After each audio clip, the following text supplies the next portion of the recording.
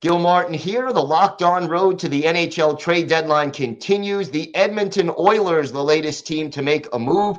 They have acquired forward Nick Bjugstad and Cam Dineen from the Arizona Coyotes in exchange for a third-round pick and Michael Kesselring. With us from Locked On Oilers, Brett Holden. And Brett, another nice addition for the Oilers. Your thoughts on the addition of Bjugstad, who is obviously the centerpiece of this deal?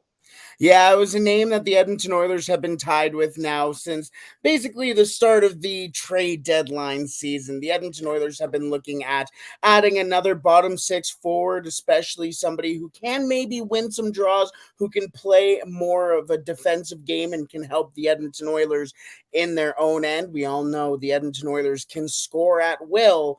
It's a matter of making sure that the other teams can't do that as well. So the addition of Nick Bjugstad certainly does that. And surprisingly enough, I mean, on a team that's not exactly fantastic, let's just say, Nick Bjugstad was able to still be a +7 on that team. So that, and you can say what you want about plus minuses, but that's still very impressive on that team.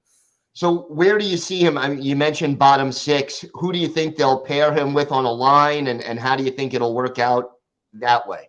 Yeah, so the interesting thing about the Oilers is that recently they've been really running with that 11-7 once again. So you mentioned the word pairing. I think that's exactly what it's going to end up being. He's probably going to be alongside Derek Ryan as the Edmonton Oilers.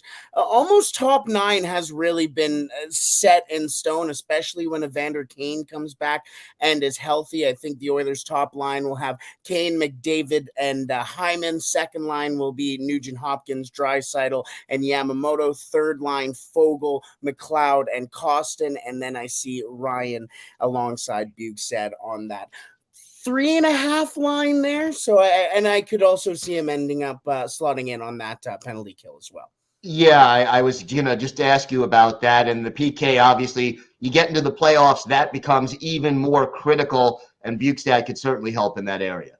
Well, and the thing about the Oilers in their own end is the fact that their issues, they allow the other team to cycle way too much in their own end, play with the puck, and the Oilers end up just really chasing the game from there on out.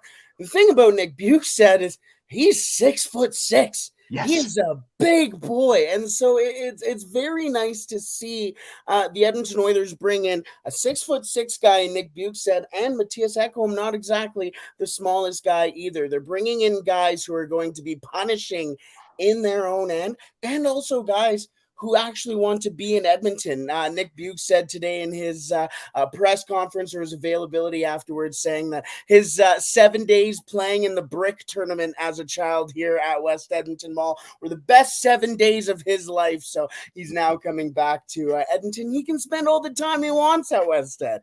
That's right. Now, is this a rental, or is there a chance he is here beyond the end of this season?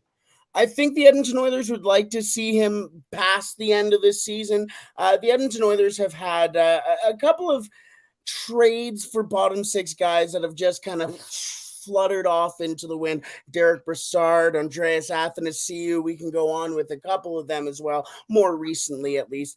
And it would be nice to see a player like him in the bottom six, kind of similar to, not necessarily exactly like Derek Ryan, but just being more of a stalwart in the bottom six. I mean, this is a guy who scored 24 goals in the NHL. He knows how to score as well, but he knows how to be a consummate pro in the same breath. Do you see any more moves between now and 3 o'clock Eastern time tomorrow? The conservative answer is sitting here and just saying, and the easy answer is just sitting here and saying no. The Oilers got their defenseman. They got that bottom six guy that everybody was talking about, but it just, there's a little sense of, is there something else the Oilers can do? And it seems like I'm going to go off the beaten path here, and I think the Oilers might still do something before the NHL trade deadline on Friday afternoon. All right, so Brett Holden, never say never, right? Oh, crossing our fingers. We're hoping we can see something. All right, well, be sure to check out Locked On Oilers for more on this deal and all things Edmonton Oilers, and keep it dialed in to Locked On NHL all along the road to the NHL trade deadline. This is the Locked On Podcast Network, your team every day.